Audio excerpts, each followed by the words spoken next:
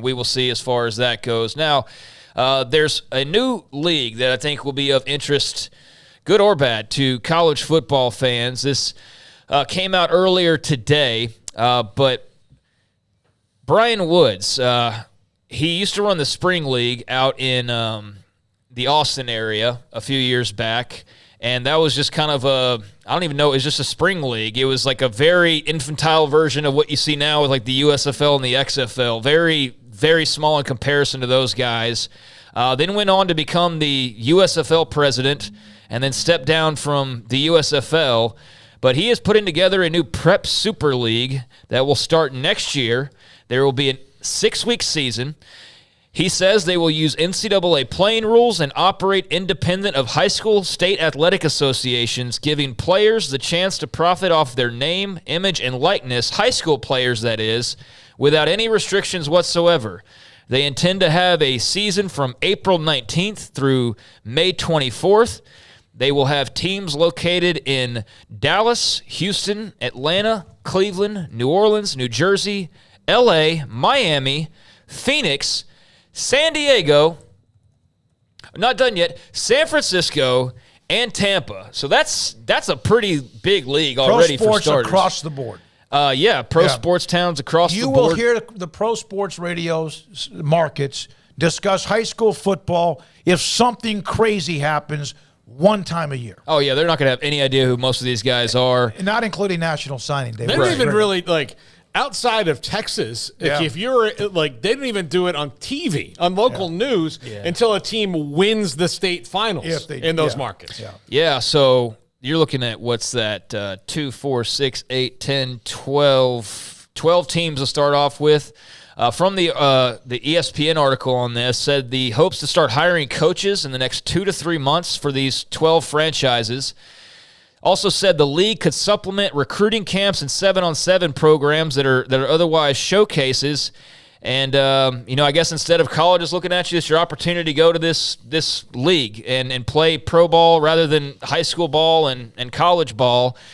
He said, there's some quotes in there. Players will wear sensors to measure performance, blah, blah, blah. That's kind of the details that don't really matter at the moment, honestly. Woods said potential recruits could pay what he referred to as a player development fee to participate in the league. Compared it to the money that families pay for, like, AAU programs, for example. He's also hoping to get revenue from sponsorships and ticket prices.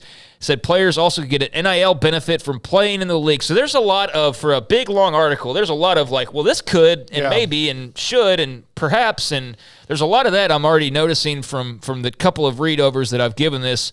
But they will only be able to participate in the league if they're enrolled in an accredited middle or high school curriculum and live in one of the league's 12 markets. So there is a different, set there as far as how would it affect, like, a kid in Waco, for example. Well, it won't affect them, but it would affect, let's say, a kid in Dallas or Houston.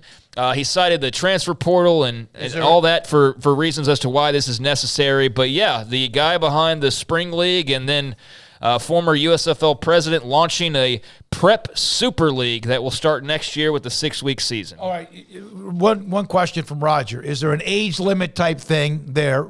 Is this high school players only? Yes. And then what was your reaction, Paul, when this story was traded among our group text? It's a terrible, stupid, bullshit idea. What was your reaction about high school football's core fan base? High school football's core fan base is, I'm a fan of high school football because this kid plays in my town for my high school, or my kid plays on this team with that kid, so I know him. That's it. There's not that much of an appetite, especially in these towns. Now, look, in Texas, we're different. You can kind of take us out because that's almost religious level fervor here. But even in Texas, I'm not going to get a Gatesville fan to really get his dander up about something that's happening in Athens, Texas, which is hours away from him. It's just, if they play each other at some point, that's when he'll care about what's going on there. That is what high school football is. So this is a terrible idea. Not only the fact that the guy who's running it is a scam artist among scam artists and doesn't pay his bills anyway. So, it's just a terrible, stupid idea that is not going to work. It's going to take money away from parents who already, do things like pay for their kids to go to things that don't really pay off because they're desperate to get their kids in. Look, I know that you want to get that extra edge and get your kids seen so they get that scholarship, but some of it is, the bottom line is, most of the time if your kid's good enough, somebody's going to find him if he's got the right coaches in place, and you don't need to pay all this extra money, and especially paying a scam artist like this guy to highlight your kid in a town where college scouts are going to anyway. You're telling me at Tampa Plant High School on a Friday night they've got, five stars on their team, juniors and seniors, that not every coach in the Southeast is going to be planted there watching them when they can? Yeah. Come on. Yeah. Yeah, you asked me about the age. I was looking for that, and that is not one of the details that was released, but there were other parts of this. For example, the league worked around the cities. Practices will be similar to NFL minicamps with minimal contact. They want to work around the cities they picked. Athletes would still attend classes at their high school and attend a few practices a week. You think that's going to fly with those? I mean, there's a lot attend practices at their high school. No, they will attend their high school, okay, and then attend these practices a few times a week. So you'd be going to high school. You just wouldn't play for your high school team because I guess the thought is you could go make NIL money for states that don't have NIL rules that are for high schoolers.